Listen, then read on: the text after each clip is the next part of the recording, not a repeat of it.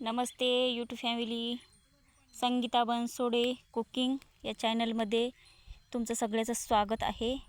ही आहे बघा हरभऱ्याची भाजी, ताजी ताजी आता खुडून संध्याकाळी करायची। याची रेसिपी पण खूप सोपी आहे बघा।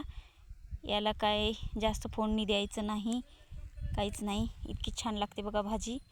ह्या भाजीला दबरदबर हिरव्या मिरच्या वाटायच्या, वाटल्यास त्या मिरच्यामध्ये कोथिंबीर आणि मीठ टाकून वाटायचं। मीठ तर टाकतातच, पण कोथिंबीर पण टाकायची, वाटल्यास लसूण पण टाकतात, आता ते आवडीनुसार झालं। भाजीमध्ये कालवायचं मिरचं वाटलेलं आणि भाजी शिजायला ठेवायची फोडणी न देता, आणि झाकण न झाकता त्याच्यावर कच्चं तेल टाकायचं आणि फिरवत राहायचं। मग त्या भाजीला पाणी पण सुटत नाही, इतकी छान लागते भाजी। भाकरीसोबत, भातासोबत, चपातीसोबत, तुम्ही कशासोबत पण खाऊ शकता।